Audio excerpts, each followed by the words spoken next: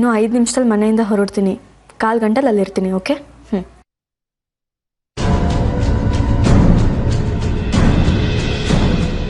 ನೀವು ಯಾವಾಗ ಬಂದ್ರಿ ಅಜ್ಜಿ? 5 ನಿಮಿಷದಲ್ಲಿ ಬರ್ತೀನಿ ಅಂತ ಯಾರಿಗೋ ಹೇಳ್ತಿದ್ಯಲ್ಲ, ಆಗಲೇ ಬಂದೆ. ಎಲ್ಲಿಗೆ ಹೊರಟಿದ್ಯಾ? ಏನು ಒಬ್ಬೊಬ್ಬರೇ ಬಂದು ಶಿಫ್ಟ್ ಲೆಕ್ಕದಲ್ಲಿ ಎಂಕ್ವೈರಿ ಮಾಡ್ತಾ ಇದ್ದೀರಲ್ಲ, ಇದೇನು ಕಾಲೇಜ್ ಹಾಸ್ಟೆಲ್ಲಾ? ಇದು ನನ್ನ ಮನೆ. ನಾನು ಇಷ್ಟ ಬಂದ ಕಡೆ ಹೋಗೋ ಸ್ವಾತಂತ್ರ್ಯನೂ ಇಲ್ವಾ ನನಗೆ? ಇದು ಮನೆ, ಅದಕ್ಕೆ ನಿನ್ನ ಕೇಳ್ತಾ ಇರೋದು. ಮನೆ ಅಂದಮೇಲೆ ಕೆಲವು ನಿಯಮ ಇರುತ್ತೆ. ಬೇಕಾದಾಗ ಹೋಗೋದು, ಬೇಕಾದಾಗ ಯಾರನ್ನೂ ಮೀಟ್ ಮಾಡೋದಲ್ಲ. ನನಗೆ ತುಂಬಾ ಬೇಕಾದವ್ರನ್ನ ಮೀಟ್ ಮಾಡಕ್ ಹೋಗ್ತಾ ಇದ್ದೀನಿ. ಅಂದ್ರೆ ಇನ್ನು ರಂಜಿತ್ನ ಮೀಟ್ ಮಾಡಕ್ ಹೋಗ್ತಾ ಇದೆಯಾ? ಹೌದು. ಆ ರಂಜಿತ್ ನಿನ್ಗೆ ನಮ್ಗಿಂತ ಬೇಕಾದವನ? ಕಂಪೇರ್ ಮಾಡಬೇಡ ಆರ್ಯ, ನಿನಗೆ ಹರ್ಟ್ ಆಗುತ್ತೆ. ಅವನನ್ನ ಮೀಟ್ ಮಾಡಬೇಡ ಸಾಕ್ಷಿ, ಅವನು ಒಳ್ಳೆಯವನಲ್ಲ. 18 ವರ್ಷ ಆದವ್ರಿಗೆ ಈ ದೇಶದಲ್ಲಿ ದೇಶನ ಯಾರು ಆಳ್ಬೇಕು ಅಂತ ಡಿಸೈಡ್ ಮಾಡೋ ಹಕ್ಕಿರುತ್ತೆ. ಅಂತದ್ರಲ್ಲಿ ನನಗೆ ನಾನು ಇಷ್ಟಪಟ್ಟವ್ರನ್ನ ಮೀಟ್ ಮಾಡೋ ಅಧಿಕಾರನೂ ಇಲ್ವಾ? ನಿನ್ನ ಸ್ವಾತಂತ್ರ್ಯಕ್ಕೆ ಅಡ್ಡಿ ಬರೋ ಉದ್ದೇಶ ನನ್ಗಲ್ಲ. ನೀನು ಒಳ್ಳೇದಕ್ಕೆ ಹೇಳ್ತಾ ಇದ್ದೀನಿ ಸಾಕ್ಷಿ. ನೋಡಿ ಡ್ಯಾಡ್, ನೀವು ನನ್ನ ವಯಸ್ಸಲ್ಲಿದ್ದಾಗ ಮ್ಯಾರೇಜ್ ಇವೆಂಟ್ಸ್ನ ಮಾಡ್ತಾ ಇದ್ರಿ. ಅದು ನಿಮ್ಮ ತಂದೆಗೆ ಇಷ್ಟ ಇರಲಿಲ್ಲ ಅಂತ ಅಜ್ಜಿ ಎಷ್ಟೋ ಸಲ ಹೇಳಿದ್ದಾರೆ. ನೀವು ಅವ್ರ ಮಾತು ಕೇಳದೆ ಇವೆಂಟ್ಸ್ನ ಕಂಟಿನ್ಯೂ ಮಾಡ್ತಾನೆ ಇದ್ರಿ. ನಿಮಗೆ ಅಪ್ಲೈ ಆಗದೆ ಇರೋ ರೂಲ್ಸ್ ನನಗೆ ಅಪ್ಲೈ ಆಗುತ್ತಾ? ನಾನು ಮ್ಯಾರೇಜ್ ಇವೆಂಟ್ಸ್ ಮಾಡಿ ಹಾಳಾಗ್ಲಿಲ್ಲ, ಉದ್ಧಾರ ಆದೆ. ನನ್ನ ಸಕ್ಸಸ್ನ ನೋಡಿ ನಮ್ಮ ತಂದೆ ನನ್ನ ಬೆನ್ ತಟ್ಟಿದ್ರು. ನಾನು ಉದ್ಧಾರ ಆಗ್ತೀನಿ. ನನ್ನ ಜಡ್ಜ್ಮೆಂಟ್ ಮೇಲೆ ನಂಬಿಕೆ ಇಡಿ, ಆಗ ನೀವು ನನ್ನ ಬೆನ್ ತಟ್ತೀರಾ. ನೋಡಿದ್ರ ಡ್ಯಾಡ್, ನಿಮ್ಮೆದುರಿಗೆ ನಿಂತ್ಕೊಂಡು ಹೇಗೆ ಮಾತಾಡ್ತಿದ್ದಾಳೆ ಅಂತ? ನಮ್ಮ ಕೈಲಿ ಏನು ಮಾಡೋಕ್ಕಾಗುತ್ತೆ ಆರ್ಯ? ಆ ರಂಜಿತ್ ಎಂತೋನು ಅಂತ ಅವಳಿಗೆ ಹೇಳಿ, ಆಗ ಅವಳಿಗೆ ಅರ್ಥ ಆಗುತ್ತೆ. ನನಗೆ ಪೇಪರ್ ಕಟ್ಟಿಂಗ್ ತೋರಿಸಿದ್ಯಲ್ಲ, ಅದನ್ನು ಅವಳಿಗೂ ತೋರಿಸು, ನಂಬ್ತಾಳೆ. ಆಗ ಅವಳು ತಾನಾಗೆ ರಂಜಿತ್ನ ದೂರ ಮಾಡೋಕ್ಕೆ ಶುರು ಮಾಡ್ತಾಳೆ. ಅದು ಅಷ್ಟು ಸುಲಭ ಅಲ್ಲಮ್ಮ. ಆ ರಂಜಿತ್ ಮತ್ತು ಚಿದಂಬರಂ ಇಬ್ಬರು ಸೇರಿ ಡೀಪ್ ಆಗಿ ಪ್ಲಾನ್ ಮಾಡಿ ನಮ್ಮ ಜೀವನದಲ್ಲಿ ಆಟ ಆಡ್ತಿದ್ದಾರೆ. ಅವತ್ತು ಆರ್ಯ ರಂಜಿತ್ ಚಿದಂಬರಂ ಮಗ ಅನ್ನೋದಕ್ಕೆ ಪ್ರೂಫ್ ತಂದುಕೊಟ್ಟ. ಅದನ್ನು ರಂಜಿತ್ಗೆ ತೋರಿಸಿದಾಗ ನನ್ನ ತಂದೆ ಮತ್ತು ಚಿದಂಬರಂ ಇಬ್ಬರು ಒಂದೇ ಥರ ಇದ್ದಾರೆ, ಒಂದೇ ಹೆಸರು, ಒಂದೇ ಕಂಪ್ನಿ ಅಂತ ಏನೇನೋ ಹೇಳಿ ನಮ್ಮನ್ನು ಏಮಾರಿಸ್ಬಿಟ್ರು. ನಾವು ನಂಬಲೇಬೇಕಾಯ್ತು. ಹೌದಜ್ಜಿ, ಅವತ್ತು ಸಾಕ್ಷಿ ನನ್ನ ಬಗ್ಗೆ ಎಷ್ಟು ಬೇಜಾರು ಮಾಡ್ಕೊಂಡ್ಲು ಅಂತ ನಿಮಗೆ ಗೊತ್ತಲ್ವಾ? ಆ ಸೌಜನ್ಯದು ಕೊಲೆ ಅಂತ ಪ್ರೂವ್ ಆಗಿಲ್ಲ, ಸುಸೈಡ್ ಅಂತಾಗಿದೆ.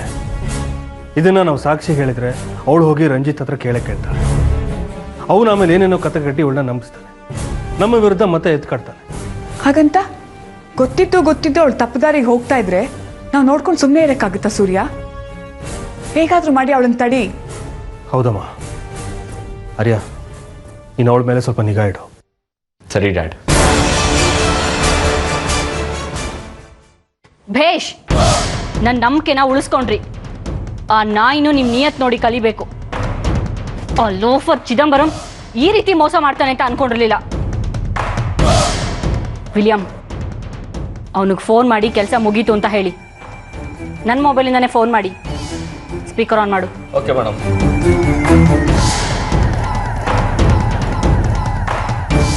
ಹಲೋ ಬಾಸ್, ನಾನು ಅರ್ಪಿತಾ ಮೇಡಮ್ ಬಾಡಿಗಾರ್ಡ್ ಬಾತ್ ಕರ್ ರहा हूं.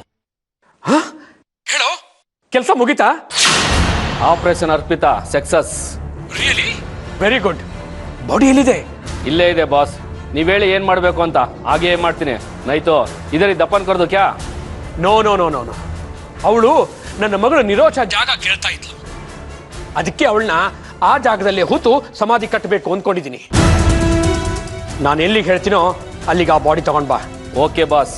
ಬಾಕಿ ಅಮೌಂಟ್ ಕೊಡ್ತೀನಪ್ಪ, ಕೊಡ್ತೀನಿ. 25 ಲಕ್ಷಕ್ಕೆ ನಿನ್ ಬಾಸನ್ನೇ ಮುಗಿಸಿದೀಯಾ? ಇನ್ನು ಮಿಕ್ಕಿದ ಅಮೌಂಟ್ ಕೊಡದೆ ಹೋದ್ರೆ ಬಿಡ್ತೀಯಾ ನನ್ನನ್ನ? ಈಗಲೇ ಬಾ, ಅಮೌಂಟ್ ತಗೊಂಡೋಗು. ನನ್ನನ್ನ ಸಾಯಿಸೋದಕ್ಕೆ ಬರೀ 25 ಲಕ್ಷ ಅಷ್ಟೇನಾ ಚಿದಂಬರಂ? ಯಾರು ಮಾತಾಡ್ತಿರೋದು? ಯಾಕೆ ಹೆದರ್ಕೋತಿದ್ದೀರಾ ಚಿದಂಬರಂ? ಮಾತಾಡ್ತಿರೋದು ಅರ್ಪಿತಾ ದೆವ್ವ ಅಂತ ಅನ್ಕೊಂಡ್ರಾ? ಸುಪಾರಿ ಕೊಟ್ಟು ಕೊಲ್ಸಿದ ಅರ್ಪಿತಾ ಅದು ಹೇಗ್ ಬದುಕ್ ಬಂದ್ಲು ಅಂತ ಆಶ್ಚರ್ಯ ಆಗ್ತಿದ್ಯಾ? ಅದು ಯಾವ ಧೈರ್ಯದ ಮೇಲೆ ನನ್ನನ್ನು ಕೊಲ್ಲೋದಕ್ಕೆ ನನ್ನ ಬಾಡಿ ಗಾರ್ಡ್ಗೆ ನೀವು ಸುಪಾರಿ ಕೊಟ್ರಿ? ಅದು ಅದು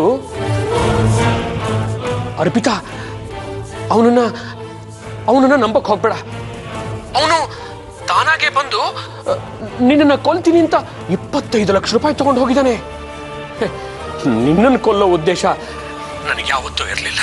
ನಾಟಕದ ಪರ್ದೆ ಎಳೆದಾಯ್ತು ಚಿದಂಬರಂ. ಇನ್ನು ನೀನು ಆಕ್ಟ್ ಮಾಡಿ ಪ್ರಯೋಜನ ಇಲ್ಲ. ಈ ವಿಲಿಯಂ ನನ್ನ ನಂಬಿಕಸ್ಥ ಬಾಡಿಗಾರ್ಡ್. ಅವನು ಜೀವನಾದ್ರೂ ಒತ್ತೆ ಇಟ್ಟು ನನ್ನನ್ನ ಬದುಕಿಸ್ತಾನೆ. ಅಷ್ಟು ಗುಂಡಿಗೆ ಇರೋನವನು. ಅವನು ನಿನ್ನ ಹತ್ರ ಬಂದು ಗಾಡಿ ಬೇಡಿ ಸುಪಾರಿ ತಗೊಂಡು ನನ್ನನ್ನ ಕೊಲ್ಲೋದಕ್ಕೆ ಬಂದ. ಇದನ್ನ ನಾನು ನಂಬೇಕಾ? ನನ್ನ ಮಾತನ್ನ ನಂಬು ಅರ್ಪಿತಾ. ನೀನು ಕೊಟ್ಟು ದುಡ್ಡನ್ನ ಹಾಗೆ ತಗೊಂಡ್ ಬಂದು ನನ್ನ ಕೈಲಿಟ್ಟು ಇರೋ ವಿಷಯ ಹೇಳಿದಾನೆ. ನಿನ್ನೆ ಮೊನ್ನೆ ಬಂದಿರೋ ಈ ಬಾಡಿಗಾರ್ಡ್ಗಿರೋ ನಿಯತ್ತು ನಿಮಗ್ 1% ಇಲ್ಲ. ನಿಮಗೋಸ್ಕರ ನಾನು ಏನೇನೆಲ್ಲ ಮಾಡಿದೀನಿ. ಆ ಸೂರ್ಯನ್ ಸೈನಿನ ಫೋರ್ಜರಿ ಮಾಡಿ ಜೈಲಿಗೆ ಹೋಗಿ ಜೈಲ್ ಕಂಬಿ ಎಣಿಸ್ ಬಂದಿದ್ದೀನಿ. ಆದ್ರೂ ನಿಮಗೆ ನನ್ನ ಮೇಲೆ ನಿಯತ್ತಿಲ್ಲ.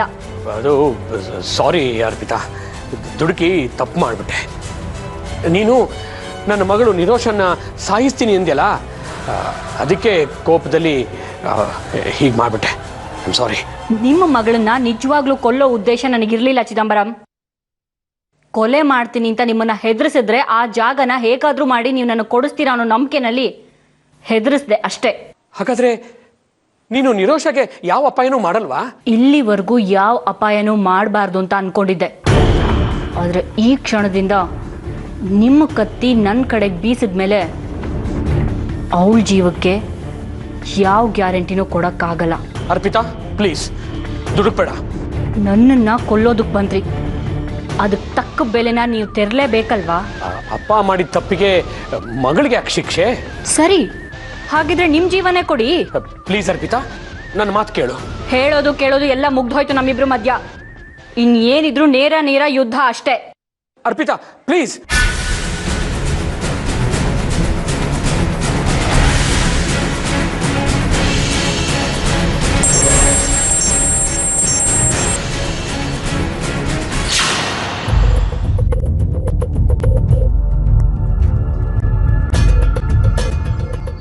ಸಾಕ್ಷಿ ನನ್ನ ಕಾಲ್ನ ಕಟ್ ಮಾಡೋದಾ?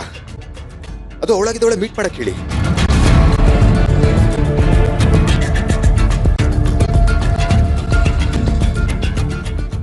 ಮತ್ತೇನಾದ್ರೂ ಅವಳನ್ನ ಮೀಟ್ ಮಾಡೋ ವಿಷಯ ಅವ್ರ ಮೇಲೆ ಗೊತ್ತಾಗಿ ಅವಳನ್ನ ಕೂಡ ಹಾಕ್ಬಿಡ್ತಾರ ಹೇಗೆ? ಸರ್, ರಂಜಿತ್ ಅಂದ್ರೆ ನೀವೇನಾ? ಹಾ, ನಾನೇ. ನಿಮ್ಗೆ ಈ ಲೆಟರ್ ಕೊಡಕ್ಕೆ ಕೇಳಿದ್ರು. ಯಾರು? ನಿಮ್ಮ ex girl friend sir. Ex girl ಫ್ರೆಂಡಾ?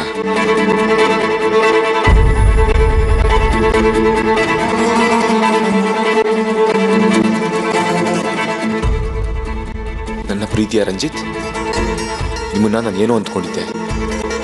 ನೀವೆಂಥವ್ರು, ನಿಮ್ಮ ಬುದ್ಧಿ ಏನು ಅಂತ ನಂಗೆ ಇವಾಗ ಅರ್ಥ ಆಗಿದೆ. ಯಾವತ್ತೂ ನನ್ನ ಕಾಂಟ್ಯಾಕ್ಟ್ ಮಾಡಕ್ಕೆ ಪ್ರಯತ್ನ ಪಡಬೇಡಿ. ನಾನು ನಿಮ್ಮಿಂದ ದೂರ ಹೋಗ್ತಿದ್ದೀನಿ. ಬಾಯ್. ಸಾರಿ, ಗುಡ್ ಬಾಯ್. ಇಂತಿ ನಿಮ್ಮನ್ನು ಪ್ರೀತಿಸಿದ್ದ ಸಾಕ್ಷಿ. ಏ ಸಾಕ್ಷಿ ಅಲ್ಲಣ್ಣ, ಸಾಕ್ಷಿ ನಾನು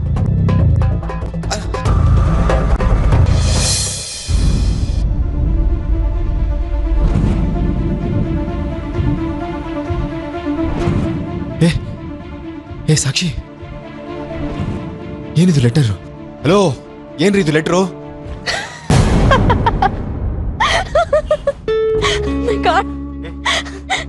ಸಾರಿ ಹೆದ್ರು ಬಿಟ್ರಾ?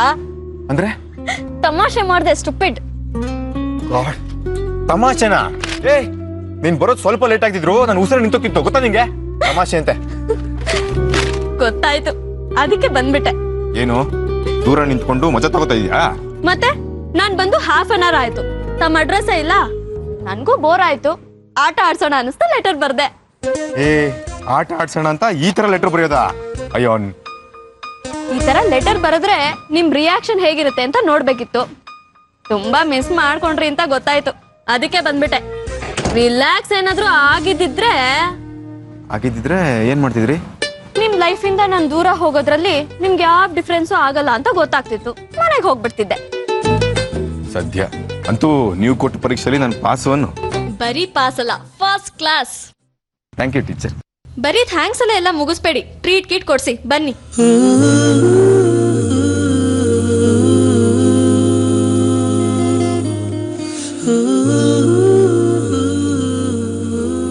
ಹಲೋ, ಅವರಿಬ್ಬರು ಇವಾಗ ಬಂದರು. ಈಗ ನಾನೇನು ಮಾಡಬೇಕು? ಓಕೆ ಸರಿ, ನಿಮಗೆ ನಾ ಆಮೇಲೆ ಫೋನ್ ಮಾಡ್ತೀನಿ.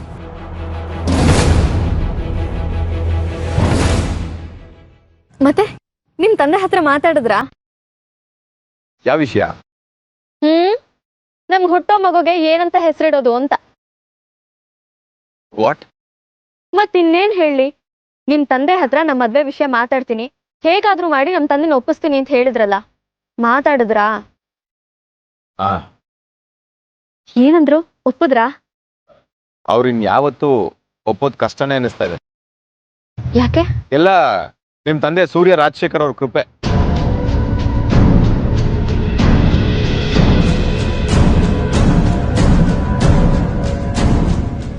ಸಾರಿ, ನಿನ್ಗೆ ಹರ್ಟ್ ಮಾಡಬೇಕು ಅಂತ ಹಾಗೆ ಹೇಳಿಲ್ಲ. ನಿಮ್ಮ ತಂದೆ ಎಂಗೇಜ್ಮೆಂಟ್ಗೆ ಅಂತ ಕರೆದು ನಮ್ಗೆ ಅವಮಾನ ಮಾಡಿದ್ರು. ಅದನ್ನ ಚಿದಂಬರಂ ಅಂಕಲ್ಲು ನನ್ನ ತಂದೆಗೆ ಸ್ವಲ್ಪ ಜಾಸ್ತಿನೇ ಹೇಳಿದ್ದಾರೆ. ಅಮ್ಮನಿಗೆ ಅವಮಾನ ಆಗಿದ್ದಕ್ಕೆ ಅಪ್ಪ ಬೇಜಾರು ಮಾಡಿಕೊಂಡು ಈ ಸಂಬಂಧ ಬೇಡ ಅಂತ ಹೇಳಿದ್ದಾರೆ. ಹಾಗಾದ್ರೆ ನಮ್ಮಿಬ್ರು ಮದ್ವೆ ಕತೆ? ಸದ್ಯಕ್ಕೆ ನನಗೂ ಏನು ತೋಚ್ತಿಲ್ಲ ಸಾಕ್ಷಿ.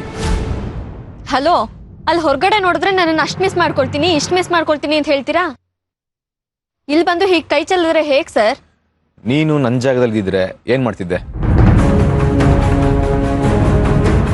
ಅಂತ ತಂದೆ ಮಾತು ಕೇಳ್ದೆ ಸೀದಾ ನಿಮ್ ಹತ್ರ ಬರ್ತಾ ಇದ್ದೆ.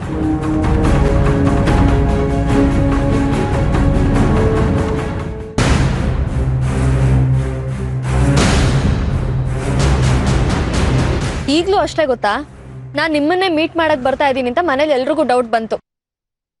ಡ್ಯಾಡಿ ಹೋಗ್ಬೇಡ ಅಂತ ಹೇಳಿದ್ರು, ಆದ್ರೂ ನಿಮ್ಮನ್ನ ಮೀಟ್ ಮಾಡಕ್ ಬಂದೆ. ನನ್ನಷ್ಟು ಧೈರ್ಯನೂ ಇಲ್ವಾ ನಿಮ್ಗೆ? ಧೈರ್ಯದ ಪ್ರಶ್ನೆ ಅಲ್ಲ ಸಾಕ್ಷಿ. ಅವ್ರ ಮಾತು ಮೀರಿ ನಾನಿನ್ನ ಮದುವೆ ಆದ್ರೆ ಅವರು ತುಂಬಾ ಬೇಜಾರು ಮಾಡ್ಕೊತಾರೆ. ಮತ್ತೆ ಮೊನ್ನೆ ಮನೆ ಬಿಟ್ಟು ಓಡ್ ಹೋಗಿ ಮದ್ವೆ ಆಗೋದಕ್ಕೆ ರೆಡಿ ಇದ್ರಿ, ಆಗ ನಿಮ್ ತಂದೆ ಬೇಜಾರು ಮಾಡ್ಕೊಳ್ತಿರ್ಲಿಲ್ವಾ? ಆಗ ನಾನು ಮನೆ ಬಿಟ್ಟು ಓಡ್ ಹೋಗಿ ನಿನ್ ಜೊತೆ ಮದುವೆ ಆಗ್ಬೇಕು ಅಂತ ಮೆಂಟಲಿ ಪ್ರಿಪೇರ್ ಆಗಿದ್ದೆ. ಆದ್ರೆ ನೀನೇ ನಿಮ್ ತಂದೆ ಫೋನ್ ಮಾಡಿದ್ರು ಅಂತ ವಾಪಸ್ ಹೊರಟೋದೆ. ನಿನ್ನ ತಂದೆನ ನನಗೋಸ್ಕರ ಎಷ್ಟೇ ಎದುರು ಹಾಕ್ಕೊಂಡ್ರು ಅವ್ರ ಮೇಲೆ ನಿನಗೆ ಪ್ರೀತಿ ಒಳೊಳಗೆ ಇದ್ದೇ ಇದೆ ಅಲ್ವಾ? ಅವತ್ತು ನಾನು ನಿಂಗೆ ತಾಳಿ ಕಟ್ತೀನಿ ಇಂದಾಗಲೂ ಏನಂದೆ ನೀನು? ತಂದೆ ಹತ್ರ ಪರ್ಮಿಷನ್ ತಗೊಂಡು ಆಮೇಲೆ ಮದುವೆ ಆಗೋಣ ಅಂತ ಹೇಳಿದೆ. ನೀನು ನಿನ್ನ ತಂದೆ ಮೇಲೆ ಇಟ್ಟಿರೋ ಪ್ರೀತಿ ನೋಡಿ ನನಗೂ ನನ್ನ ತಂದೆ ಮೇಲಿರೋ ಪ್ರೀತಿ ಫೀಲ್ ಆಯಿತು ಸಾಕ್ಷಿ. ನನಗೆ ನನ್ನ ತಂದೆ ಮೇಲೆ ಅಟ್ಯಾಚ್ಮೆಂಟ್ ಜಾಸ್ತಿ ಆಗೋದಕ್ಕೆ ನೀನೇ ಕಾರಣ. ನಿಮ್ ತಂದೆ ಹತ್ರ ನನ್ನನ್ನು ಒಂದ್ಸಲ ಕರ್ಕೊಂಡು ಹೋಗಿ, ನಾನು ಅವ್ರ ಹತ್ರ ಮಾತಾಡಿ ಕನ್ವಿನ್ಸ್ ಮಾಡ್ತೀನಿ. ಬೇಡ ಬೇಡ ಸಾಕ್ಷಿ, ಬೇಡ. ಯಾಕೆ ಬೇಡ? ನಾನು ನಿಮ್ಮ ತಂದೆ ಹತ್ರ ಮಾತಾಡ್ತೀನಿ ಅಂದ್ರೆ ಅಷ್ಟೊಂದು ಯಾಕೆ ಗಾಬರಿ ಆಗ್ತೀರಾ? ಗಾಬರಿ ಏನಿಲ್ಲ ಸಾಕ್ಷಿ. ಮತ್ತೆ ಈಗಲೇ ಫೋನ್ ಮಾಡ್ಕೊಡಿ, ನಿಮ್ಮ ಡ್ಯಾಡಿ ಹತ್ರ ನಾನು ಮಾತಾಡ್ತೀನಿ. ಬೇಡ ಸಾಕ್ಷಿ, ನನ್ನ ತಂದೆ ಒಂಥರ ಮೂಡಿ. ಅವರು ನಿನ್ನ ತಂದೆ ನಮ್ಮ ಅಮ್ಮನ ಮಾಡಿರೋ ಅವಮಾನ ನೆನೆಸ್ಕೊಂಡು ನಿನ್ನ ಮೇಲೆ ಕೂಗಾಡಿದ್ರೆ ಕಷ್ಟ ಅಲ್ವಾ? ಅವರು ಹಾಗೆ ಮಾಡೋದಿಲ್ಲ ಅಂತ ನನ್ನ ಗೆಸ್ಸು. ನೀವು ಒಳ್ಳೆ ಜೆಂಟಲ್ ಮ್ಯಾನ್, ಆಬ್ವಿಯಸ್ಲಿ ನಿಮ್ಮ ತಂದೆನೂ ಜೆಂಟಲ್ ಮ್ಯಾನೇ ಆಗಿರ್ತಾರೆ. ಅಪ್ಪ ಮಾಡಿದ ತಪ್ಪಿಗೆ ಮಗಳಿಗೆ ಶಿಕ್ಷೆ ಕೊಡೋದು ಸರಿ ಅಲ್ಲ ಅಂತ ಅವ್ರಿಗೂ ಅರ್ಥ ಆಗುತ್ತೆ. ಅಲ್ಲ, ಆದರೂ ರಿಸ್ಕ್ ಬೇಡ ಸಾಕ್ಷಿ. ನನಗೆ ಇನ್ನು ಸ್ವಲ್ಪ ದಿನ ಟೈಮ್ ಕೊಡು, ನಾನೇ ಸರಿಯಾದ ಸಮಯ ನೋಡಿ ಅವ್ರ ಹತ್ರ ಮಾತಾಡ್ತೀನಿ. ಓಕೆನಾ? Okay.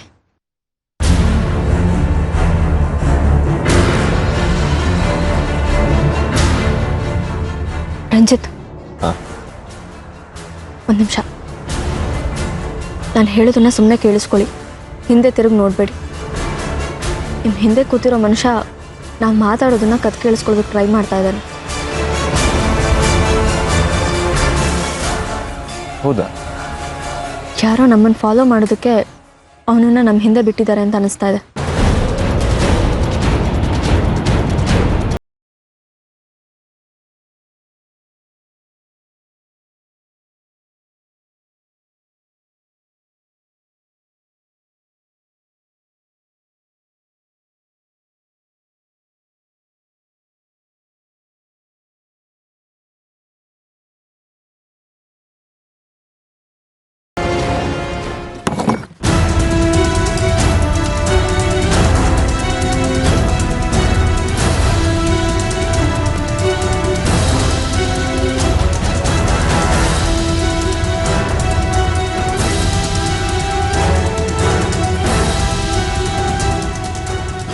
ಹೊಡಿಬೇಡಿ sir ಹೊಡಿಬೇಡಿ sir ಹೊಡಿಬೇಡಿ sir sir ಯಾರು ಕಳ್ಸಿದ್ದೀನಿ ಸರ್ ಹೇಳ್ತೀಯೋ ಇಲ್ಲ ಇನ್ನೊಂದೆರಡು ಕೊಟ್ಟು ಸರ್ ಹೇಳ್ತೀನಿ ಸರ್ ಹೇಳು.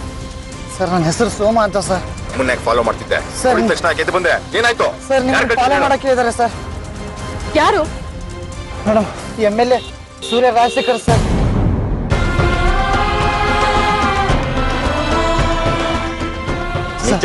ಸುಳ್ಳು ಹೇಳ್ಬಾರ್ದು ಇವಾಗ. ಸರ್ ಹೇಳ್ತೇನೆ ಸರ್ ಹೊಡಿಬೇಡಿ.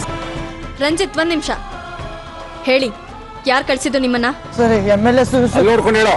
MLA ಸೂರ್ಯ ರಾಜಶೇಖರ್ ಅವರು ಸರ್. ಇನ್ನೊಂದ್ಸಲ ಹೇಳಿ. MLA ಸೂರ್ಯ ರಾಜಶೇಖರ್ ಅವರು ಸರ್. ಸರ್ ಹೊಡಿಬೇಡಿ ಸರ್, ಬಿಟ್ಬಿಡಿ ಸರ್. ನಮ್ಮ ತಂದೆನೇ ಅವನ್ನ ಕಳ್ಸಿರೋದು. ಹೇಗೆ ಹೇಳ್ತೀಯಾ? ನಾನ್ ಮನೆಯಿಂದ ಬರುವಾಗ ಅವ್ರಿಗೆ ಹೇಳಿದ್ದೆ ನನ್ನ ಹಿಂದೆ CID ಕೆಲಸ ಮಾಡೋದನ್ನ ಬಿಡಿ ಅಂತ. ಆದ್ರೂ ಒಬ್ಬ ಇನ್ಫಾರ್ಮರ್ ಇಟ್ಟಿದ್ದಾರೆ. ಅವ್ರದ್ದು ಯಾಕೋ ಅತಿ ಆಯ್ತು. ಇಷ್ಟು ದಿನ ನನ್ನನ್ನ ಎಷ್ಟೇ ಕಂಟ್ರೋಲ್ ಮಾಡಿದ್ರು, ಏನೇ ಪ್ರಶ್ನೆ ಮಾಡಿದ್ರು ಅವ್ರ ಮೇಲಿರೋ ಗೌರವನ ಕಳ್ಕೊಂಡಿರ್ಲಿಲ್ಲ ನಾನು. ಏನೇ ಆದ್ರೂ ಮಗಳು ಚೆನ್ನಾಗಿರ್ಲಿ ಅಂತ ಮಾಡ್ತಾರೆ ಅನ್ಕೊಂಡಿದ್ದೆ. ಆದ್ರೆ ಇವತ್ತು ಎಲ್ಲ ಲಿಮಿಟ್ಸ್ನು ಕ್ರಾಸ್ ಮಾಡಿದ್ದಾರೆ ಅವರು. ಇನ್ನೂ ನಾನು ತಾಳ್ಮೆ ತಗೊಳ್ಳೋದ್ರಲ್ಲಿ ಅರ್ಥ ಇಲ್ಲ. ಅಂದ್ರೆ ಇನ್ಮೇಲೆ ಅವ್ರು ಒಪ್ಪಿದ್ರು ಒಪ್ಪದೇ ಇದ್ರು ಐ ಡೋಂಟ್ ಕೇರ್. ಮನೆ ಬಿಟ್ಟು ಹೋಗಿ ಮದ್ವೆ ಆಗೋಣ. ಏಯ್ ಆರ್ ಯು ಸೀರಿಯಸ್? 100%. ತಗ್ಗಿ ಬಗ್ಗಿ ನಡೆದಷ್ಟು ಅತಿ ಮಾಡ್ತಾ ಇದ್ದಾರೆ. ಅವ್ರಿಗೆ ಬುದ್ಧಿ ಕಲಿಸ್ಲೇಬೇಕು. ಅದಕ್ಕೆ ನಾವು ಓಡ್ ಹೋಗಿ ಮದ್ವೆ ಆಗೋಣ. ಆದ್ರೆ ನನ್ನ ತಂದೆ. ನೀವು ಗಂಡಸು ತಾನೆ? ಏಯ್ ಸಾರಿ ನೋಡಿ, ನೀವು ಗಂಡಸಾಗಿದ್ರೆ ಅಲ್ಪ ಸ್ವಲ್ಪ ಧೈರ್ಯ ಅನ್ನೋದು ನಿಮಗೆ ಉಳ್ಕೊಂಡಿದ್ರೆ ಮನೆಯವ್ರನ್ನ ಎದುರು ಹಾಕೊಂಡು ನನ್ನನ್ನು ಮದ್ವೆ ಆಗಿ. ನಾನು ರೆಡಿ. ನಡಿ ಹೋಗೋಣ. ಇವತ್ತು ಬೇಡ, Jan 14 ನನ್ನ ಬರ್ತ್ಡೇ, ಅವತ್ತು ಹೋಗೋಣ.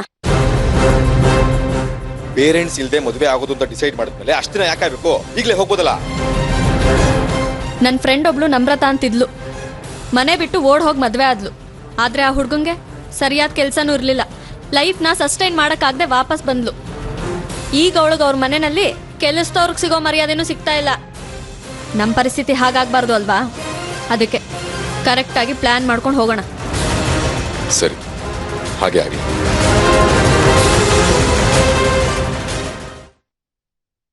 ಇಲ್ಲ ಕೊಡ್ರೆ, ಈ ಸಲ ಮಿಸ್ ಮಾಡೋಣ. ಮೀಟಿಂಗ್ ಮುಗಿತದಾಗೆ ನಿಮ್ಮನೆಲ್ಲ ಊಟ. ಅಮ್ಮ, ರಾತ್ರಿ ನಾನು ಊಟಕ್ಕೆ ಬರಲ್ಲ, ಹೊಡ್ತೀನಿ. ಸರಿಪ್ಪ, ಹೋಗುತ್ತಾ. ಹೇಳಿ ಕೊಡ್ರೆ. ಡ್ಯಾಡ್, 1 ನಿಮಿಷ ಹೇಳು ಸಾಕ್ಷಿ. ನಾನು ನಿಮ್ಮ ಹತ್ರ ಮಾತಾಡಬೇಕು. ಗೌಡ್ರೆ 1 ನಿಮಿಷ ಬೇಗ ಹೇಳು, ನಾನು ಸ್ವಲ್ಪ ಅರ್ಜೆಂಟಲ್ಲಿ ಇದ್ದೀನಿ. ನಮ್ಮ ತಂದೆ ಸ್ವಲ್ಪ ಬ್ಯುಸಿ ಇದ್ದಾರೆ, ದಯವಿಟ್ಟು ಆಮೇಲೆ ಫೋನ್ ಮಾಡಿ. ಸಾಕ್ಷಿ, ಅವ್ರು ಯಾರು ಗೊತ್ತಾ? ನಮ್ಮ ಪಾರ್ಟಿ. ಅವ್ರು ಯಾರು ಅಂತ ಆಮೇಲೆ ತಿಳ್ಕೊಳ್ತೀನಿ. ನಾನು ಯಾರು ಅನ್ನೋದು ನೆನಪಿದ್ಯಾ ನಿಮಗೆ? ನಿಮ್ಮಪ್ಪ ಎಲ್ಲೋ ಅರ್ಜೆಂಟಾಗಿ ಹೋಗ್ತಾ ಇರ್ಬೇಕಾದ್ರೆ ಯಾವುದೋ ನಿನ್ ತಮಾಷೆ. ನಾನು ತಮಾಷೆ ಮಾಡ್ತಿಲ್ಲ ಅಜ್ಜಿ. ಇವ್ರು ನನಗೆ ಅವಮಾನ ಮಾಡ್ತಾ ಇದ್ದಾರೆ. ನಾನೇನು ಅವಮಾನ ಮಾಡಿದೆ ನಿಮಗೆ? ಸ್ವಂತ ಮಗಳ ಮೇಲೆ ನಂಬಿಕೆ ಇಲ್ಲದೆ ಮಗಳು ಯಾರನ್ನ ಮೀಟ್ ಮಾಡ್ತಾಳೆ, ಮೀಟ್ ಮಾಡಿ ಏನ್ ಮಾತಾಡ್ತಾಳೆ ಅಂತ ತಿಳ್ಕೊಳ್ಳೋದಕ್ಕೆ ಪತ್ತೆದಾರಿನ ಬಿಟ್ಟಿದ್ದೀರಲ್ಲ. ನಾಚಿಕೆ ಆಗಲ್ವಾ ನಿಮ್ಗೆ? ನಾನ್ಸೆನ್ಸ್. ನಾನು ಪತ್ತೆದಾರ ನಿನ್ನ ಹಿಂದೆ ಬಿಟ್ಟಿಲ್ಲ. ಮಾಡೋ ಕುತಂತ್ರ ಎಲ್ಲ ಮಾಡಿ ಈಗ ಸುಳ್ಳು ಹೇಳೋದಲ್ಲ. ನಿಮ್ಗೆ ಆತ್ಮಸಾಕ್ಷಿ ಅನ್ನೋದೇನಾದ್ರೂ ಇದ್ಯಾ, ಅಥವಾ ಅದನ್ನು ಮಾರ್ಕೊಂಡ್ ಬಿಟ್ಟಿದ್ದೀರಾ? ಸಾಕ್ಷಿ, ಬಾಯಿ ಬಂದಾಗ ಮಾತಾಡ್ಬೇಡ. ನಾನು ನಿನ್ನ ತಂದೆ. ನನ್ನ ಹಿಂದೆ ಜನರನ್ನ ಬಿಡುವಾಗ ಇದು ನಿಮಗೆ ಗೊತ್ತಿರ್ಲಿಲ್ವಾ? ಪ್ರಪಂಚದಲ್ಲಿ ಯಾವ ತಂದೆನಾದ್ರೂ ತನ್ನ ಮಗಳು ಏನ್ ಮಾತಾಡ್ತಾಳೆ ಅನ್ನೋದನ್ನ ಕೇಳಿಸ್ಕೊಳ್ಳೋದಕ್ಕೆ ಜನರನ್ನ ಬಿಡ್ತಾರ? ನಿನಗೇನೋ ಕನ್ಫ್ಯೂಷನ್ ಆಗಿದೆ. ನಾನು ಯಾರನ್ನು ನಿನ್ನ ಮಾತನ್ನ ಕದ್ದು ಕೇಳಿಸೋದಕ್ಕೆ ಕಳಿಸಿಲ್ಲ. ಮತ್ತೆ ಅವನು ಯಾಕೆ ನಿಮ್ಮ ಹೆಸರು ಹೇಳ್ದ? ಅವನು ಅಂದ್ರೆ ನಾನು ರಂಜಿತ್ ಕೆಫೆನಲ್ಲಿ ಕೂತ್ಕೊಂಡು ಮಾತಾಡ್ತಾ ಇರುವಾಗ ನಮ್ಮ ಎದುರುಗಡೆ ಒಬ್ಬ ಕೂತ್ಕೊಂಡು ನಾವೇನೇನ್ ಮಾತಾಡ್ತಾ ಇದ್ವಿ ಅಂತ ಕೇಳಿಸ್ಕೊಳ್ತಾ ಇದ್ದ. ಡೌಟ್ ಬಂದು ಅವನ್ನ ಚೇಸ್ ಮಾಡಿದ್ವಿ, ಸಿಕ್ಕಾಕೊಂಡ. ನಿಮ್ ಹೆಸರು ಹೇಳ್ದ. ನೋಡು ಸಾಕ್ಷಿ, ಜನ್ಮ ಕೊಟ್ಟಿರೋ ತಾಯಿ ಇಲ್ಲೇ ಇದ್ದಾರೆ. ಅವ್ರ ಮೇಲೆ ಬೇಕಾದ್ರೆ ಪ್ರಮಾಣ ಮಾಡಿ ಹೇಳ್ತೀನಿ. ನಾನು ಯಾರನ್ನೂ ನಿನ್ನ ಹಿಂದೆ ಕಳಿಸಿಲ್ಲ. ನೀವು ಕಳಿಸ್ತಾ ಇರ್ಬೋದು, ಆದ್ರೆ ಇದನ್ನಲ್ಲ, ನಿಮ್ ಮಾತನ್ನ ಶಿರಸಾವಹಿಸಿ ಪಾಲಿಸೋ ನಿಮ್ ಮುದ್ದಿನ ಮಗ ಅವ್ನ್ ಕಳ್ಸಿರ್ತಾನೆ. ನಿಮ್ಮಿಬ್ರಲ್ಲಿ ಈ ಕೆಲಸನ ಯಾರೋ ಒಬ್ರು ಮಾಡಿರ್ತೀರಾ. ಇಲ್ಲ ಅಂದ್ರೆ ಅಷ್ಟು ಕ್ಲಿಯರ್ ಆಗಿ ನಿಮ್ ಹೆಸರು ಅವ್ನು ಯಾಕೆ ಹೇಳ್ತಿದ್ದ? ಬೇಕಾದ್ರೆ ನೋಡಿ, ಅವ್ನು ಮಾತಾಡಿರೋದನ್ನ ರೆಕಾರ್ಡ್ ಮಾಡ್ಕೊಂಡು ಬಂದಿದ್ದೀನಿ. ಮೇಡಮ್, MLA ಸೂರ್ಯ ರಾಜಶೇಖರ್ ಸರ್. ಸಾಕ್ಷಿ, ನಂಗೆ ನಿಜವಾಗ್ಲೂ ಗೊತ್ತಿಲ್ಲ. ನನ್ನ ಮಾತು ನಂಬು. ತಾಯಿ ಮೇಲೆ ಸತ್ಯ ಮಾಡಿದ್ದೀನಿ. ನಾಟಕ ಮಾಡಬೇಡಿ ಡ್ಯಾಡ್.